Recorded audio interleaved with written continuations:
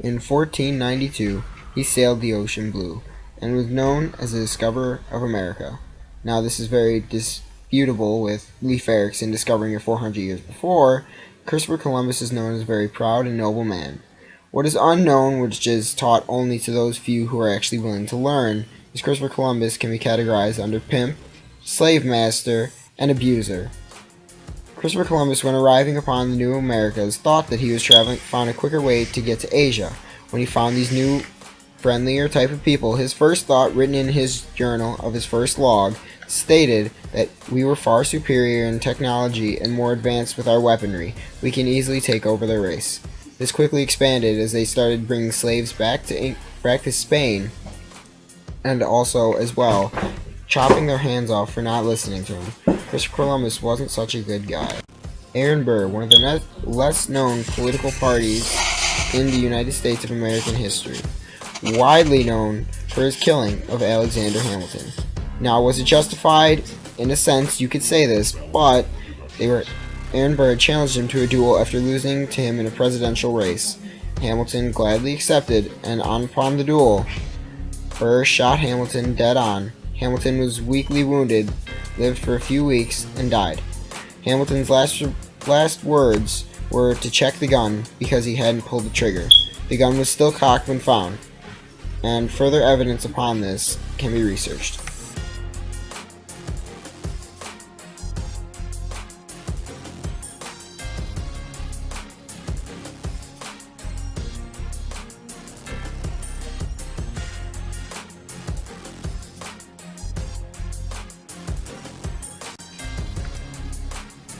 Thomas Paine was born on January 29, 1737, in Thetford, England. He then emigrated to the British American colonies with help of Benjamin Franklin.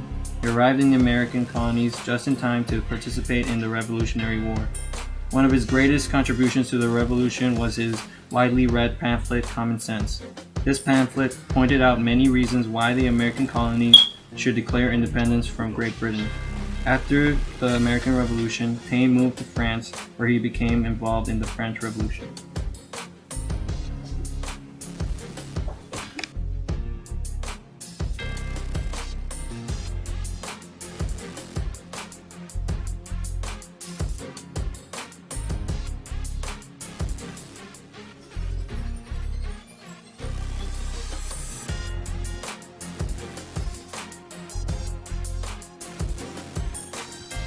George Washington was Commander-in-Chief of the Continental Army during the American Revolutionary War and served 2 terms as the first U.S. President, from 1789 to 1797. The son of a prosperous planter, Washington was raised in colonial Virginia. As a young man, he worked as a surveyor, then fought in the French and Indian War. During the American Revolution, he led the colonial forces to victory over the British and became a national hero. In 1787, he was elected president of the convention that wrote the U.S. Constitution. 2 years later, Washington became America's first president. Realizing that the way he handled the job would impact how future presidents approach the position, he handed down a legacy of strength, integrity, and national purpose. Less than 3 years after leaving office, he died at his Virginia plantation. Daniel Shea, maybe one of the most unknown people of history, except for the fact Shays' Rebellion. Now we'll get to that a little later. Daniel Shea lived from 1747 to 1825. He was an American soldier and insurrectionist, probably in Hopkinton, Massachusetts, a farmer from West Massachusetts. He fought the British and American Revolution and was made a captain of the 5th Massachusetts Regiment in 1777. After the war, he settled in Pelham, Massachusetts, and became a leader in the revolt of small farmers that resulted from a post-war economic depression. The uprising became known as Shays' Rebellion. After the defeat of insurgents in February 1787, Shays fled to Vermont. He was finally pardoned in June 1788 and later moved to New York State.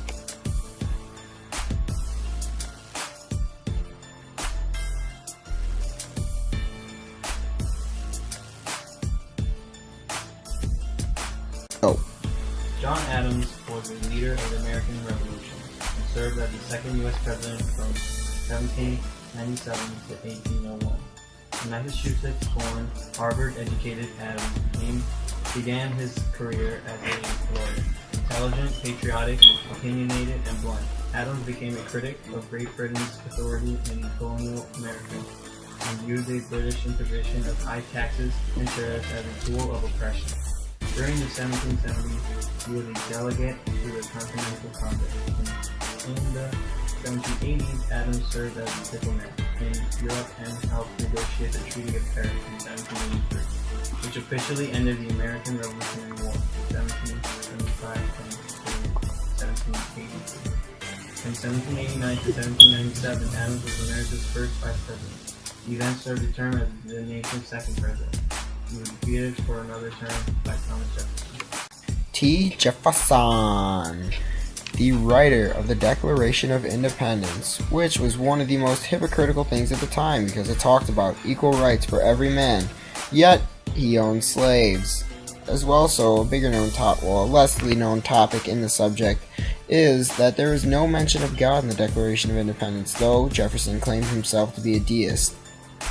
Also, unknown by many people, Jefferson had a lot of strides in the horticultural field. When he sent Lewis and Clark out, they found many different things throughout the Louisiana Purchase of him to be able to cook and or make for the United States. His second biggest accomplishment in his life was the University of Virginia. He had it built and designed, being a very educational type of man. He was also once the president, and his last biggest accomplishment, written on his grave, is the Virginia Statute for Religious Freedom, which basically says the separation from church and state. Ben Franklin, where to start with this man?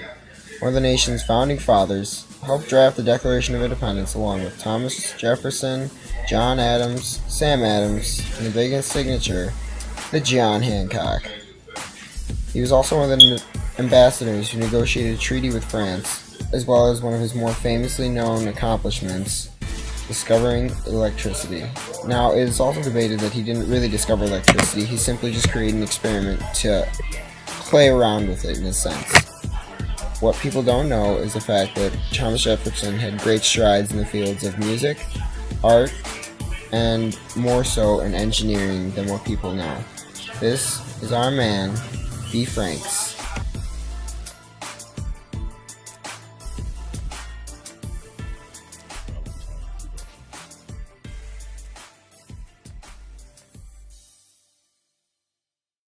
Cold, ice, fresh paints, and out of nowhere, Sam Adams Boston Lager. Get it now. Anyway, Sam Adams was a pretty big historical figure in history. He was considered the father of the Revolution, though he never participated directly in it.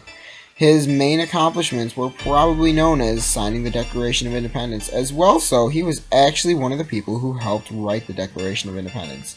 His other huge accomplishment, which is known, I'd say, nationwide, is being one of the founders of the Sons of Liberty. That's right, you heard it here, folks. One of the founders of the Sons of Liberty. One of probably the biggest groups in America's history that everyone needs to talk about, but most people don't. Maybe you should look it up. I don't think I should waste your time here. Have fun.